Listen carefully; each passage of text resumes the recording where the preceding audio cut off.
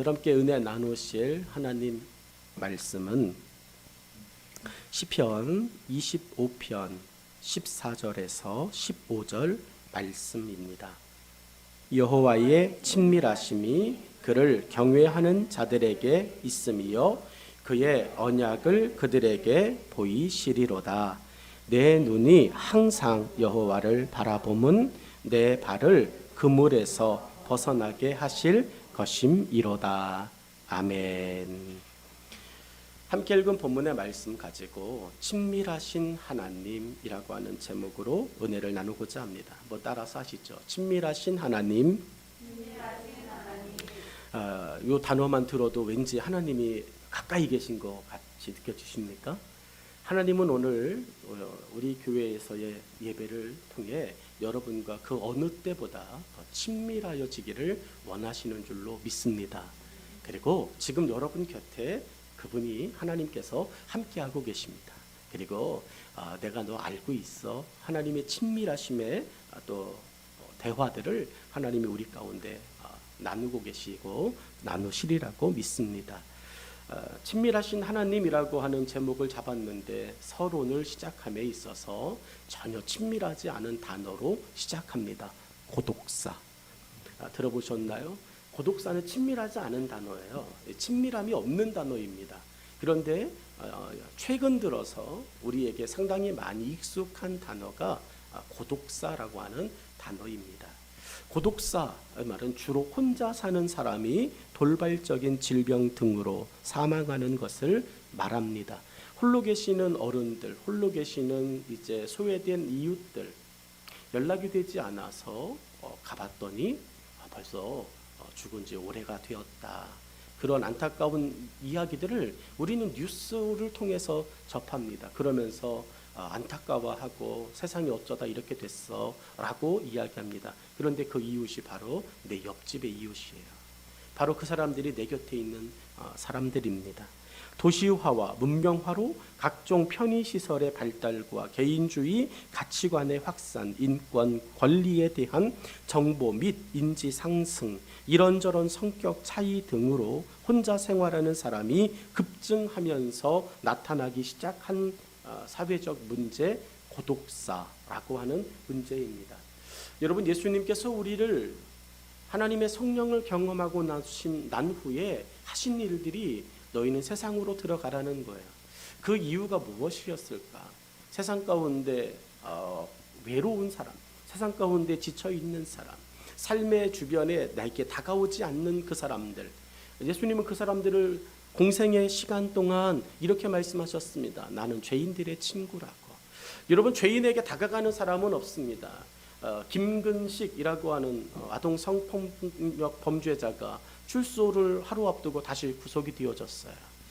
여러분, 안타까운 이야기죠. 그가 범죄인입니다. 죄인입니다. 그 사람이 이제 죄의 모든 것들을 하고 이제 세상으로 나오려고 합니다. 그때 주변에서 보여준 반응이 뭐죠? 우리 동네는 들어올 수 없습니다. 의정부 시에서는 시장과 시의원들이 이제 도로를 통제하겠습니다 라고까지 이야기했습니다. 여러분, 차단되어져야 되겠죠. 범죄인이기 때문에. 그런데 예수님께서 그렇게 말씀하셨다면 예수님도 차단하셨을까요? 저는 그 모습을 보면서 물론 한편으로는 이해가 돼요. 근데 한편으로는 또 씁쓸합니다. 그 사람을 어떻게 사회는 받아주어야 될까? 세상은 어떻게 그 사람들을 받아주어야 될까라고 하는 씁쓸함의 마음이 내 마음에 들었습니다. 그 사람을 옹호하는 것은 아닙니다. 그런데 그 사회 속에서 보여지는 이기주의, 그럼 그 사람 안 나오면, 그 사람 의정부에서 안 받으면 어디로 갈까요? 수원으로 올까요? 여러분, 수원으로 만약에 우리 교회 옆에 그 사람이 집을 얻어서 온다고 칩시다. 받아주시겠습니까? 아마 수원도 데모할 거예요. 수원도 피켓을 들 겁니다. 왜 우리냐고. 이러면 어디로 갈까요? 그랬더니 대안으로 나온 것이 있습니다. 기가 막힌 대안이에요. 받아줘라. 받아주되 우리나라에는 아직도 개발되지 않은 3,000여 개의 무인도가 있다. 무인도에 넣어놓고 집 하나 주고 컨테이너 하나 주고 일주일에 한 번씩 식량 실어다 주면 되지 않겠느냐. 대안입니까? 대안이 되진 않아요. 뭐가 대안일까요? 외롭고 고독한 이 시대의 모습을 잘 반영하고 있는 것 같아요. 성경도 동일합니다. 성경도 이 고독함에 대하여 많은 말을 하고 있어요. 성경도요, 고독함에 대해서 무시하지 않아요. 그냥 넘어가지 않습니다. 최초의 사람이 아담이에요. 아담이라고 하는 이 최초의 사람이, 여러분, 성경은 하나님을 위하여 열심히 땀 흘려 일하는 청지기로 등장해요. 그런데 한편으로 아담의 일과 이후의 모습을 보면 아담은 고독한 청지기였어요. 아담은 외로운 청지기였습니다. 쓸쓸한 청지기였습니다. 하나님이 주신 귀중한 사명이 아담의 곁에 늘 존재하지만 아담의 마음 한편엔 늘 고독한 청지기였어요. 여러분의 삶 속에 고독한 청지기는 아닙니까? 하나님이 맡기신 그 일들을 감당하면서도 우리의 마음 가운데 찾아오는 순간순간의 그 외로움과 그 고독함을 여러분, 우리도 여실히 함께 느끼고 있는 사람들입니다. 하나님은 아담의 이 고독함을 그럴 수 있는 일로 쉽게 지나치지 않으셨습니다. 오늘 우리의 선한 이웃들이, 저와 여러분이 우리 옆에 있는 그 고독하게 있는, 지쳐있는 그 이웃들에게 선한 이웃이 되어주기를 주의 이름으로 부탁하고 축복합니다. 선한 이웃이 되어지는 거 어려운 것 같지만, 여러분, 강도 만난 사람의 이웃을 바라보며 예수님이 그 사마리아 사람에게 뭘 칭찬하셨나요? 돈 쓴 거 칭찬하셨습니까? 자신의 여비를 더 들여서 그 사람을 고쳐주고 주막에 맡겨주고 그렇게 한 거에 신경 축복하시고 잘했다, 누가 선한 이웃이냐? 저는 그렇게 생각하진 않습니다. 예수님께서 그 선한 사마리아인을 칭찬하셨던 것은 병들어 강도 만나여 피 흘리고 있는 그 이웃을 바라보았다는 것 때문에 저는 칭찬하셨다고 생각해요. 여러분, 제사장도 그리고 레위인도 그리고 사마리아인도 그 길을 동일하게 지나갑니다. 두 사람은 뭐 했을까요? 여러분, 바라보았어요. 알고 있었어요. 피 흘리고 있는 거 알았습니다. 여러분, 그런데 바라봄이 나의 입장에서 바라보는 거였어요. 내가 더 중요하게 그들을 바라보는 거였습니다. 제사장의 입장과 레위인의 입장에서 내가 저 사람에게 다가가게 되면 내가 하나님을 위하여 해야 할 일에 영향을 받게 되어져 라고 하는 거예요. 여러분, 찰나 아니겠습니까? 거반 죽게 되었더니, 성경은 이렇게 이야기합니다. 언제 죽을지 모르는 위중한 상태를 이야기하는 거예요. 근데 제사장과 레위인이 예배를 드리러 간대요. 제사를 드리러 갑니다. 제사의 기본이 뭔지 아십니까? 시체를 만지면 안 되는 거예요. 부정하게 시체를 만지게 되어지면 일주일 동안 그 모든 일들에서 소외되어져야 돼요. 정결의식을 거쳐야 돼요. 여러분, 제사장이 다가갔다가 왜 그래요? 하는 그 사이에 죽었다면 제사장은 자신의 임무를 수행하지 못해요. 레위인이 다가갔다가 왜 그래요? 죽었어요. 그러면 못하는 거예요. 여러분, 내가 해야 할 그 일보다 생명의 위중함을 바라보지 못하는 거예요. 오늘 예수님이 세상에 오신 목적이 무엇입니까? 그 사람의 범죄, 그 사람의 어떠한 죄악, 이러한 모습보다 그 사람의 영원한 생명에 대하여 예수님이 우리 가운데 오셔서 우리의 생명을 죄와 사망의 법에서 건져내어 주신 이 생명의 원리가 있는 것이 아니겠습니까? 아담은 고독한 청지기였어요. 하나님도 이 아담의 고독함의 모습을 바라보면서 그냥 고독해야 돼, 나를 섬기는 것은 외로운 거야 라고 하나님이 아담에게 격려하시고 아담의 등을 다독거리지 않았어요. 외롭냐? 외로울수록 너는 나를 위한 선한 청지기야, 충성된 일꾼이야 라고 하나님이 아담을 어루만지지 않으셨어요. 여러분이 외롭지 않기를 주의 이름으로 축복합니다. 여러분이 하나님과의 1대1의 관계 가운데 영적인 외로움이 없기를 주의 이름으로 축복합니다. 그리고 교회를 섬기면서도 여러분, 나 혼자야 라고 하는 이 외로움의 생각이 여러분에게 찾아올 수 있어요. 우리 교회에서는 40대가 나 혼자야, 청년이 나 혼자야, 60대가 나 혼자야, 80대가 나 혼자야 라고 하는 나 혼자야 라고 하는 이 고독이 찾아올 수 있어요. 여러분, 그럴 때 저와 여러분이 손 내밀어 주기를 주의 이름으로 축복합니다. 여러분, 이 고독은 교인이 많다 적다, 교회가 크다 적다의 문제가 결코 아니에요. 이 고독은 나도 모르는 사이에 내 마음 가운데 찾아오는 사단의 쓴뿌리 같은 것입니다. 수없이 많은 사람이 있어도 고독이 찾아오는 것은 감당할 수가 없어요. 홍수 속에 마실 물이 없다고 우리는 이야기합니다. 이 세상이 모든 사람 속에 있어도 여러분, 외로움을 이길 수는 없습니다. 하나님은 사람의 고독에 적극적으로 대응하셨어요. 저는 그런 하나님이 오늘 여러분의 삶에 이 아침 함께 하시기를, 친밀하게 함께 하시기를 주의 이름으로 축원합니다. 아담을 깊이 잠들게 하셨어요. 하나님께서 아담을 잠들게 하셨습니다. 성경 속에 아담이 몇 날 며칠 에덴 동산을 그래도 관리했어요. 근데 잠들었다는 이야기 나오지 않아요. 안 그런가요?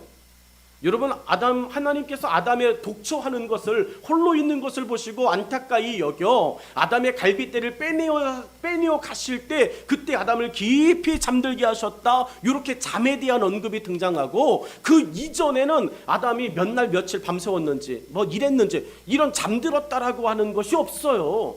하나님이 왜 아담에게 그렇게 깊은 잠을 주셨을까? 하나님께서 하나님의 계획을 이루시고 아담에게 이제 그 괴로움과 고독이라고 하는 것을 해결하시기 위해 하나님은 아담에게, 사랑하는 사람에게만 주는 단잠을 선물로 주셨어요. 불면증에 시달리시는 분이 계십니까? 하나님의 사랑을 구하며 주무시기 전에 기도하셨으면 좋겠습니다. 하나님, 새벽을 맞이하게 해주시옵소서. 1시간, 2시간 자고 일어나는 것이 아니라 하나님과의 깊은 교제를 통해 정말 깊은 잠 들게 해달라고 기도하시면 좋겠습니다. 아담의 갈빗대를 취하여 하와를 만드셨습니다. 그리고 아담과 하와를 한 몸이 되게 하셨습니다. 여러분, 외로운 아담에게 그 고독을 하나님이 먼저 개입하셨어요.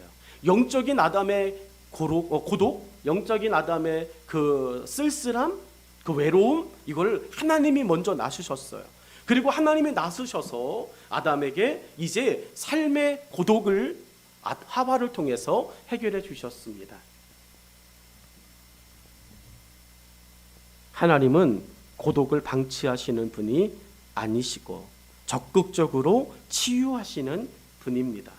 그러면 우리 교회도 적극적으로 이제 고독을 치유하는 일에, 외로움을 치유하는 일에 나서야 되지 않겠습니까?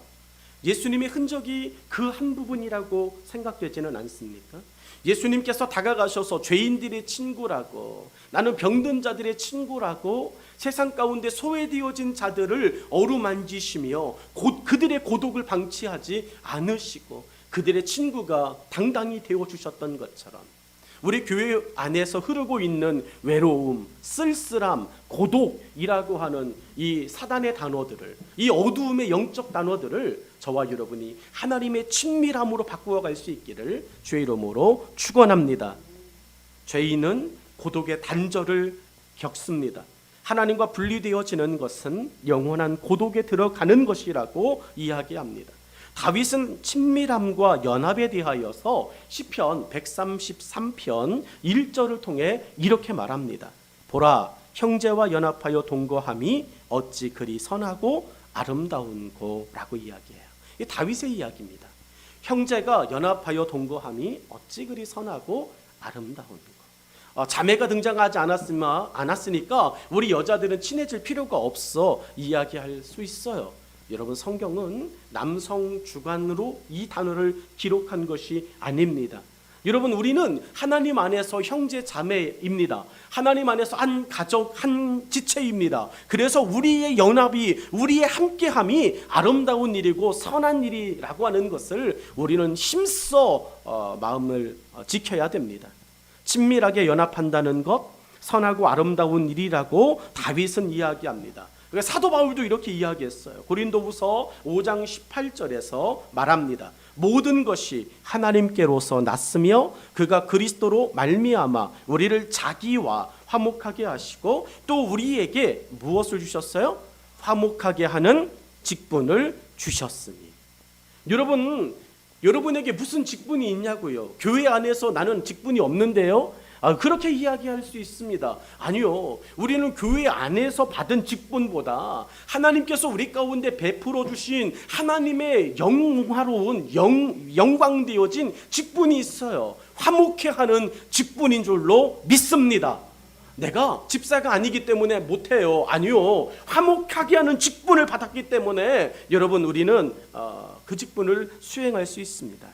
하나님을 믿는 자는 화목하게 하는 직분을 소유한 자입니다. 예수님은 우리에게 이 직분을 위해 사단이 만들어 놓은 담을 허무셨어요. 여러분, 우리는 예수님께서 허물어 놓으신 담을 굳이 매일매일 싸갈 필요는 없어요. 에베소서 2장 14절로 15절 말씀입니다. 그는 우리의 화평이신지라 둘로 하나를 만드사 원수 된 것 곧 중간에 막힌 담을 자기 육체로 허시고 법조문으로 된 계명의 율법을 폐하셨으니 이는 이 둘로 자기 안에서 한 새 사람을 지어 화평하게 하시고 라고 말씀하고 있습니다. 여러분, 에덴 동산에 사단이 들어왔어요. 사단이 들어와서 저지른 게 뭡니까? 하나님께서 외롭게 고독하게 그 일을 감당하고 있는 아담에게 하나님이 외로움을, 고독을 제거하셨고 내가 늘 영적으로 너와 함께하고 있어.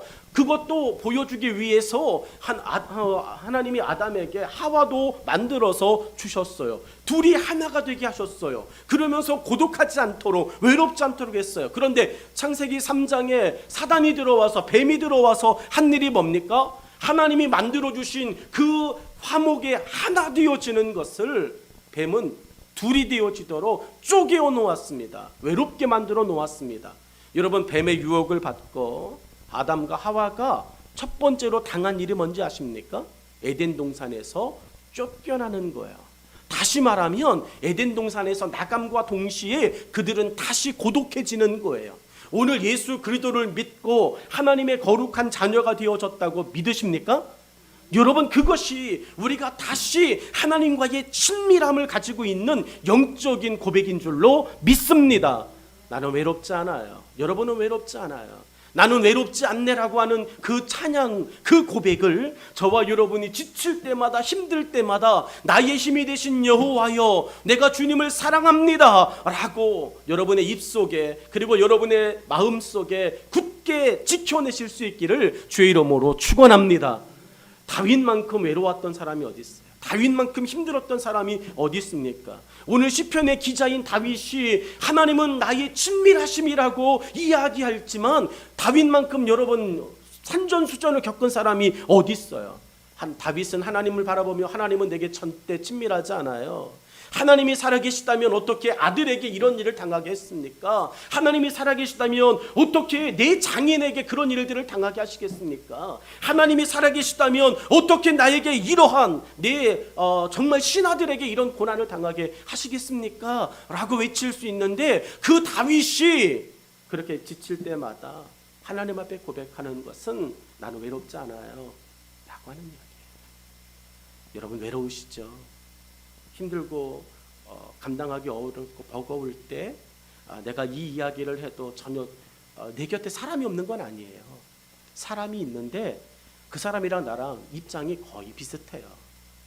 그래서 이야기하면 오히려 도움이 아니라 근심이 되어질 것 같아서 말 못하는, 여러분, 그런 외로움이 우리 가운데 찾아올 때 여러분, 우리는 이렇게 고백해야 됩니다.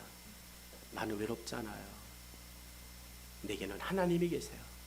나의 힘이 되신 여호와여, 내가 주님을 사랑합니다 라고 여러분 마음을 지켜내셔야 될 줄로 믿습니다. 우리는 고독이 난무하는 시대의 중심에 살고 있습니다. 빛과 소금이라고 말하는 우리도 스스로의 고독에 빠져 예수님이 허물어 주신 담을 스스로 다시 쌓고 있지는 않으십니까? 이것을 묵상하며 오늘 이 다윗의 고백 속에 친밀하신 하나님과 새로운 만남이 있기를 주의 이름으로 축복합니다. 첫 번째가 우리에게 향하신 하나님은 누구신가 라고 하는 거예요. 다윗은 이 시대의 사람들에게 이야기합니다. 내 삶에 있었던 하나님에 대하여. 14절 앞부분은 이렇게 말하죠. 여호와의 친밀하심이. 다윗의 이 한 대목이 얼마나 의미 있는지, 하나님의 친밀하심이, 하나님이 누구이신가를 다윗이 고백하고 있어요. 여러분, 여러분의 삶에 하나님의 친밀하심이 경험되어지기를 주의 이름으로 축복합니다. 하나님의 친밀하심이 주는 의미가 무엇인가? 친밀함이라고 하는 말, 갖고 있음의 의미이기도 합니다. 문 닫어라고 우리는 말하죠. 찬바람 들어와. 더더욱 이제 겨울 되어지니까 문 열어놓으면 야단 맞아요. 야, 문 열어놨어, 문 닫아, 추워, 이렇게 말해요. 그때 사용하는 말이 친밀함이에요. 문을 닫는다라고 하는 클로스라고 하는 말이 완전히 밀착되어진이라고 하는 의미를 갖고 있습니다. 여러분, 클로즈, 이 친밀함, 이것은 여러분 우리가 다시 한번 생각해 봐야 될 단어예요. 하나님과의 빈틈이 없는 것, 이게 친밀함이에요. 여러분, 하나님과의 빈틈이 여러 가지 일들로 인해서 생겨날 수 있습니다. 친밀함, 찾고 있음의 의미이기도 해요. 다시 말하면 친밀함의 특징은 소통이에요. 범죄한 아담에게 하나님이 다가가셨어요. 하나님은 친밀하시거든요. 범죄한 아담이 하나님과 친밀했다면 죄인 되어진 입장에서 누가 먼저 고개 숙여야 돼요? 이실직고를 누가 해야 돼요? 아담이 하나님 앞에, 하나님, 내가요 먹었네요, 뭐 이렇게 해야 되는 거죠. 찾고 있음이니까. 이 문제를 아무리 생각해봐도 자신의 그 순간의 죄를 해결해 주실 수 있는 유일한 분이 한 분 계시거든요. 아담도 알거든요. 그분은 모든 것이 가능한 분인 걸. 여러분, 친밀하다면 그 조건 안에서 누가 하나님 앞에 하나님을 찾아야 돼요? 아담이 찾아야 돼요. 근데 우리는 아담의 후예예요. 아담이 한 것처럼 우리도 똑같이 합니다. 하나님을 먼저 찾진 않아요. 하나님이 참고 견디다 친밀하시니까 그 친밀하신 하나님이 아담에게 먼저 오셨죠. 이 친밀함이라고 하는 단어가 갖는 게 찾고 있음이라고 하는 말이라니까요. 아담과 하나님은 관계가 벌어진 걸 하나님이 느끼셨어요. 아담도 느꼈겠죠. 그런데 그 벌어진 관계, 벌어진 틈을 아담은 하나님 앞에 염치가 없어서 찾을 수가 없어요. 하나님은 친밀하셔서 아담에게 오셨어요. 아담아, 내가 어디 있느냐라고 물으셨어요. 오늘 우리에게 그 하나님의 그 찾아오심이 들려질 수 있기를 주의 이름으로 축복합니다. 너 어디 있어? 기도하는 날이야. 너 어디 있니? 전도하는 날인데. 너 어디 있니? 오늘 교회에서 뭐 하는 날인데. 너 어디 있니? 하나님의 이런 영적인 친밀함의 부르심이 우리 가운데 다시 정말 생생하게 들려질 수 있기를 주의 이름으로 축복합니다. 죄에 대해서 민감해지고 싶은 시절이 있었어요. 죄에 대해서 정말 민감했으면 좋겠다라고 하는 마음. 하나님이 이게 죄야라고 그때마다 말씀해 주시면 내가 죄 짓지 않을 텐데, 그런 마음이 있었어요. 그렇게 기도했어요. 하나님, 민감하게 해주십시오. 하나님이 그 기도에 응답하셨어요. 나의 생각 속에서조차도 하나님께서 민감함으로 건드셨어요. 그게 죄야, 회개해야 돼. 그렇게 1년여를 지냈습니다. 여러분은 그렇게 안 지내셨으면 좋겠어요. 결코 여러분 힘들어요. 정말로 힘들어요.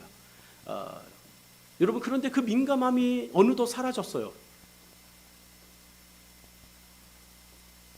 지금 우리에게 필요한 것은 하나님이 찾고 계심이라고 생각합니다. 친밀함이라고 하는 것의 특징은 소통이라고요. 여러분, 요한복음 10장 3절에서 5절은 이렇게 말합니다. 문지기를 그를 위하여 문을 열고 양은 그의 음성을 듣나니 그가 자기 양의 이름을 각각 불러 인도하여 내느니라.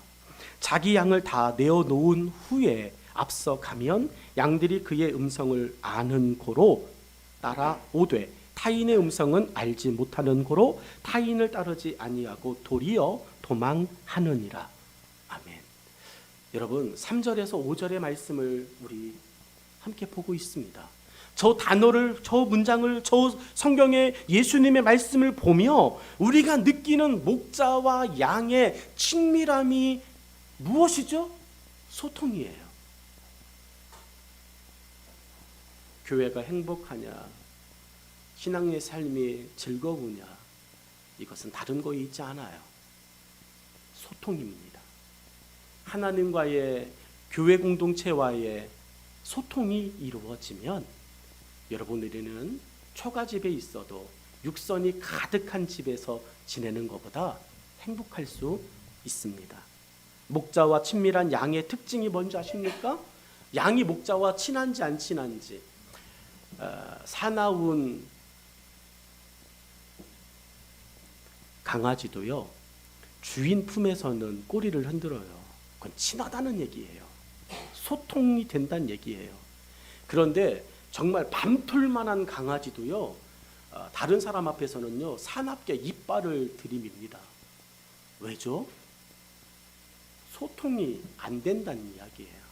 오늘 요한복음의 그 말씀처럼 양과 목자가 소통한다, 목자와 양이 친밀하다라고 하는 특징으로 던져준 영적 단어가 뭔지 아십니까? 따라감이에요. 목사를 신뢰하고 교회 공동체의 리더십을 신뢰하면, 친밀하면, 그 리더십 속에 마음을 두면 교회 공동체 속에서 진행되어지는 일들 속에 따라감은 자연스러운 거예요. 그런데 여러분, 양과 목자가 친밀하지 않으면 절대로 움직이지 않습니다.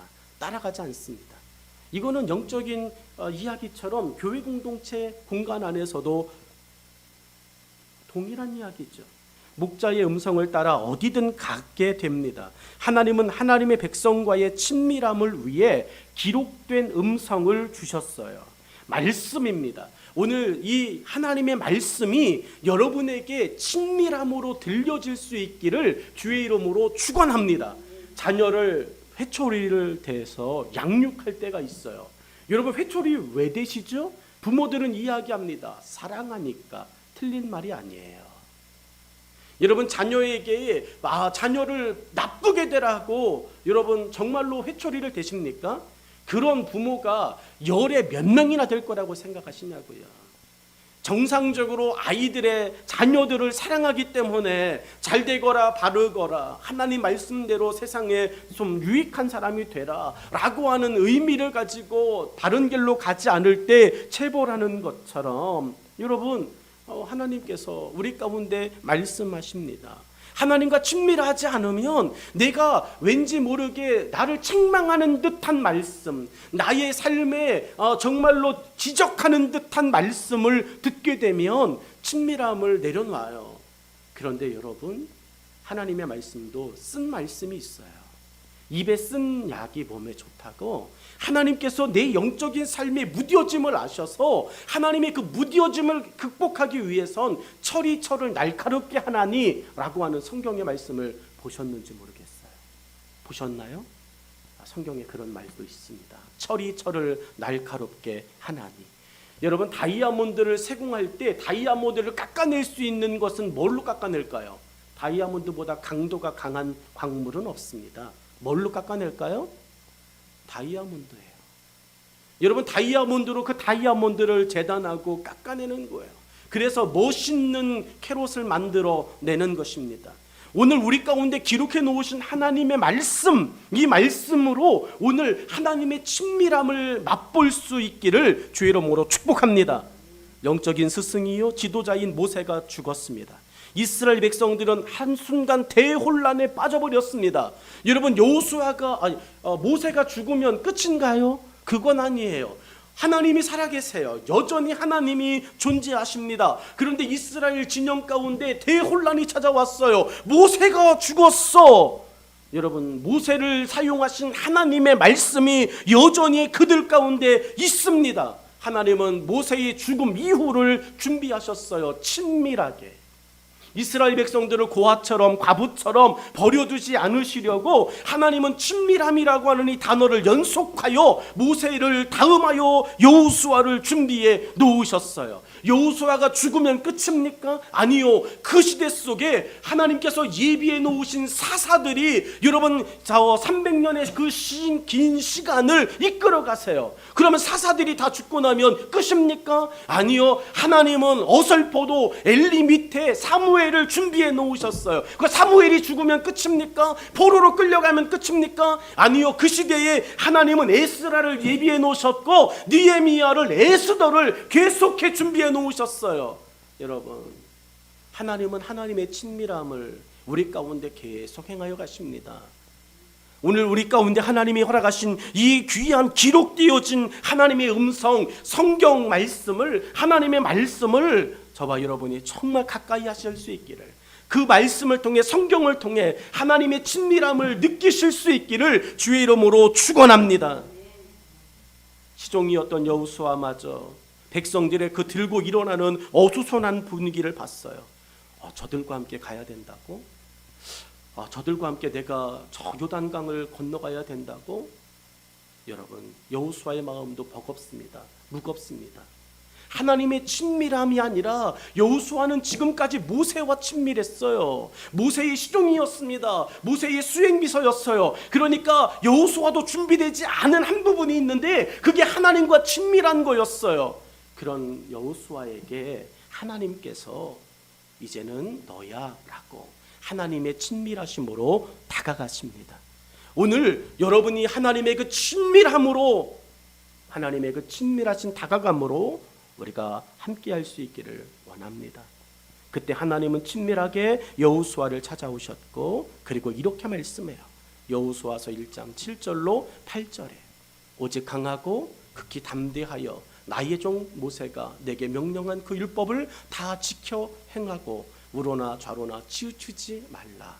그리하면 어디로 가든지 형통하리니 이 율법책을 내 입에서 떠나지 말게 하며 주야로 그것을 묵상하여 그 안에 기록된 대로 다 지켜 행하라. 그리하면 내 길이 평탄하게 될 것이며 내가 형통하리라. 아멘. 저는 이 말씀을 묵상하며 신명기 32장의 맨 마지막 기록되어진 하나님의 모세에 대한 평가를 떠올리게 됐습니다. 모세는 하나님을 대면하여 알던 자라. 여러분, 친밀하다는 이야기잖아요. 그런데 여러분, 모세가 하나님과 어떻게 그렇게 친밀할 수 있었을까요? 모세가 어떻게 하나님과 그런 관계가 되어질 수 있었을까? 하나님은 모세의 친밀함을 여호수아에게 이렇게 이야기하는 거예요. 모세는 내 말을 가까이 했어 라고 하는 거예요. 율법책을 내 입에서 떠나지 말게 하며 그 율법책에 기록된 대로 다 지켜 행하라. 여러분, 모세가 그렇게 하나님의 말씀을 가까이 할 때 하나님이 하나님의 백성 되어진 모세에게 가까이 하셨어요. 오늘 우리의 신앙과 삶에서 하나님의 친밀함이 주는 의미가 뭘까요? 다윗은 왜 하나님을 친밀하다고 이야기한 것일까요? 생각해 보면 다윗의 일생은 하나님의 말씀을, 하나님의 율법책을 가까이 하는 사람이었다는 이야기예요. 오늘 여러분의 삶에 하나님의 성경책이 여러분 어디에 있습니까? 하나님의 성경책이 여러분에게는 어떤 위치가 되어져 있습니까? 하나님의 말씀, 하나님의 성경을 여러분 얼마나 가까이 하고 계십니까? 하나님의 친밀함은 어떻게 나타나야 할까요? 오늘 우리는 이것을 고민해야 됩니다. 하나님과의 친밀함은 다른 것 아닙니다. 하나님의 말씀을 통하여 소통하는 거예요. 여러분, 하나님의 음성이 여러분에게 들려지고 계십니까? 하나님께서 말씀하시는 그분의 음성이 여러분의 마음을 움직이고 계십니까? 여러분의 분노하고 여러분이 정말로 속상할 때마다 그 마음을 다운시킬 수 있는, 그 마음을 잠잠히 잠재울 수 있는 하나님의 그 포근한 그 말씀이, 그 친밀한 말씀이 우리의 성품대로, 우리의 성격대로 분노하게 만드는 그 연약함의 모습을 하나님의 그 친밀하신 말씀이 참아야 돼, 인내해야 돼, 지금은 잠잠해야 돼, 그렇게 말씀하며 우리의 본성이었던, 죄의 본성이었던 그 분노함을 잠재울 수 있는, 가라앉힐 수 있는 그 하나님의 화목케 하시는 그 직분자로 저와 여러분이 하나님의 친밀함이라고 하는 이 단어 앞에 다시 한번 다가가 설 수 있기를 축복합니다.